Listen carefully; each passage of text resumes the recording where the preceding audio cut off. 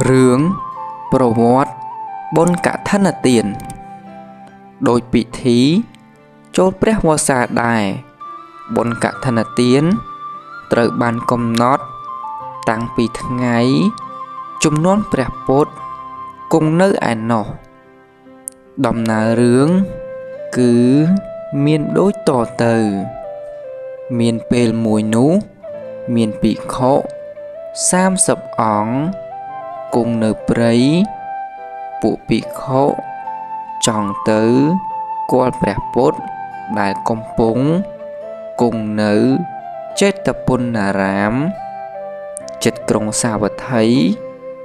ពេលកំពុងធ្វើដំណើរជិតដល់ហើយ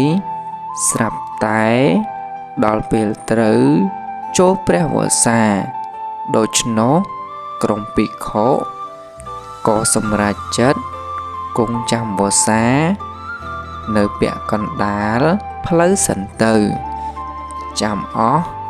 រយៈពេល3ខែទើបដល់ពេលចេញព្រះវស្សាពួកភិក្ខុក៏បន្តដំណើរ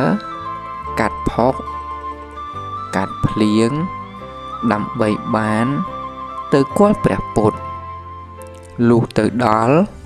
ព្រះពុទ្ធបានសួរសុខទុក្ខពួកភិក្ខុបានឆ្លើយថាអ្វីទាំងអស់អាចទ្រាំបានល្មមបានគ្រាន់តែនៅរដូវនេះនៅមានទឹកភ្លៀងធ្លាក់ជោកជាំមានទឹកផុករអិលជាហេតុធ្វើឲ្យចីវរទៅទឹកជោកមានសេចក្តីលំបាកដោយហេតុនេះហើយទើបព្រះពុទ្ធត្រាស់ហៅភិក្ខុទាំងឡាយថាអនុញ្ញាតឲ្យពួកភិក្ខុដែលរងចាំវស្សារួចអាចក្រាលកឋិនបានបុណ្យកឋិនទានជាកាលទានមួយដ៏ថ្លៃថ្លាក្នុងព្រះពុទ្ធសាសនាមានផលអានិសង្សខ្ពស់ទាំងទាយុទាំងទាយិកា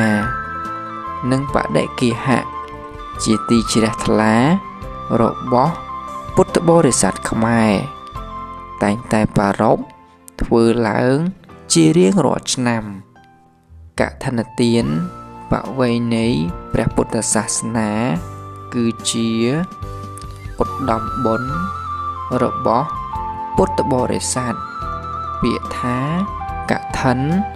សំដៅយកប្រើប្រាស់នៃសម្ពុទ្ធធ្វើជាស្បង់ចីវរសម្ពុទ្ធដែលបានរៀបចំតាក់តែងឡើងនោះមានឈ្មោះថាសម្ពុទ្ធកឋិនបុណ្យកឋិនជាពិធីបុណ្យមួយចាប់ផ្ដើមធ្វើបន្ទាប់ពីបុណ្យចេញវស្សាបុណ្យកឋិនតែងត្រូវបានដង្ហែលចូលគ្រប់ទីវត្តអារាមទាំងអស់ពុំមានទំនេរវត្តណាមួយត្រូវបានខកខានឡើយដូច្នោះគេតែងតែឃើញក្បួនកឋិនទានតែងតែបានដង្ហែទៅកាន់ទីអារាម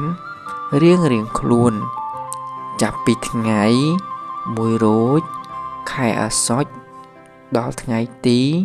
15កើតខែកដឹកហើយបើទីអារាមណាមួយមិនមានកឋិនណាមួយហែចូលទេទីអារាមនោះក៏ត្រូវតែរៀបចំជា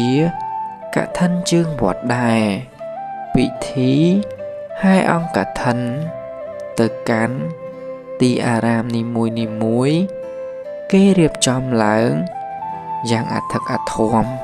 សប្បាយរីករាយយ៉ាងក្រៃលែងអ្នកផ្ដើមបុណ្យបានរៀបចំបរិក្ខារកឋិន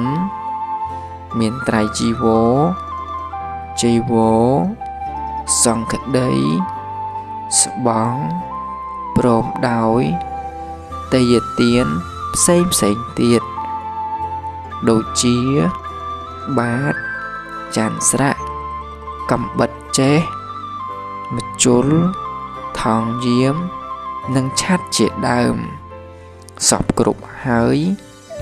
គេនាំគ្នាហែទៅទីអារាមដែលបានកំណត់ទុកបើកឋិននោះដងហែទៅវត្តឆ្ងាយគេជួបជុំគ្នាពីព្រលឹមរួចនាំគ្នាឡើងរថយន្តសំដៅទៅវត្តនោះបើវត្តនៅតាមដងទន្លេគេជិះទូកឬកប៉ាល់កាលពីដើមឡើយស្រុកយើងពុំទាន់មានការរីកចម្រើនខាងផ្លូវគមនាគមន៍នៅឡើយយានយន្តទៀតសោតពុំសូវមានគេឃើញច្រើនពុទ្ធបរិស័ទដង្ហែកឋិនទានទៅកាន់ទីវត្តឆ្ងាយ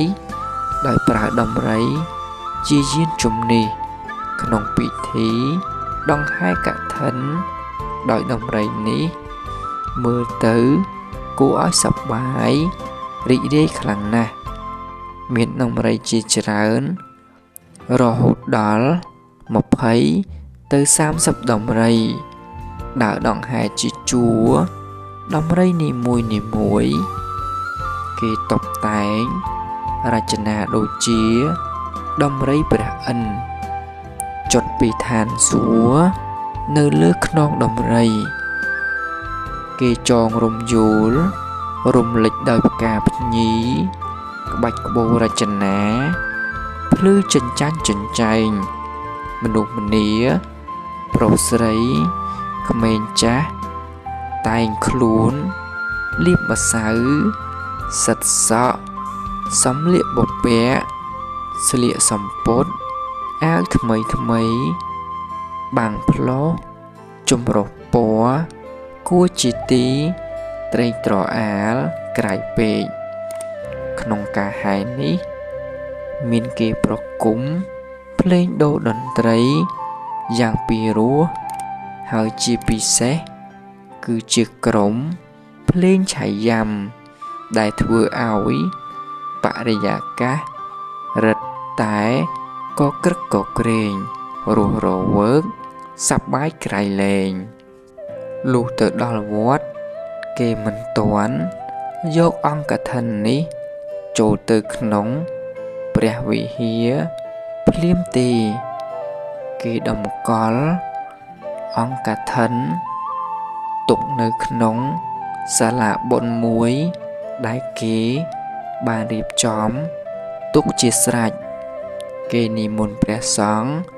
ឆាន់ពេលថ្ងៃត្រង់បន្ទាប់ពីនោះពុទ្ធបរិស័ទជើងវត្តមានតួនាទីរៀបចំទទួលភោជនីយអាហារឬលៀងដល់ភ្ញៀវដែលនាំអង្គឋិនចូលមកកាន់វត្តរបស់ខ្លួនយ៉ាងអកធឹកកក់ក្ដៅរាក់ទាក់រីករាយជាពន់ពេកលុះរសៀលជ្រេទៀបបន្តិចគេនាំគ្នាហើយអង្គឋិនព័ទ្ធជុំវិញព្រះវិហារចំនួន3ជុំទើបនាំគ្នាចូលក្នុងវិហារចៅអធិការវត្តបានចាត់ឲ្យភិក្ខុមួយអង្គជាអ្នកគ្រងអង្គឋិននោះពុទ្ធបរិស័ទចាប់ផ្ដើមនមស្ការថ្វាយបង្គំព្រះហើយវេអង្គឋិនប្រគេនព្រះសង្ឃជាកិច្ចឆ្លងបង្ហើយបុណ្យចំណែកឯអ្នកធ្វើបុណ្យកឋិនទាននឹងទទួលបាននៅអានិសង្ឃ6យ៉ាងគឺ1ជាអ្នកប្រាជ្ញជាអ្នកឆ្លាតជាបណ្ឌិតជាកំពូលនៃជនទាំងឡាយ2មានរូបសម្បត្តិល្អ3មានពណ៌សម្បុរសមរម្យគួរឲ្យចង់គយគន់4មានវាសនាល្អ5មានជោគជ័យ សម្បូរដោយទ្រព្យសម្បត្តិ6លុះពេលស្លាប់នាំឲ្យកើតជាភិក្ខុក្នុងព្រះពុទ្ធសាសនារឿងប្រវត្តិបុណ្យកឋិនទានសូមចប់តែត្រឹមប៉ុណ្ណេះសូមអនុមោទនា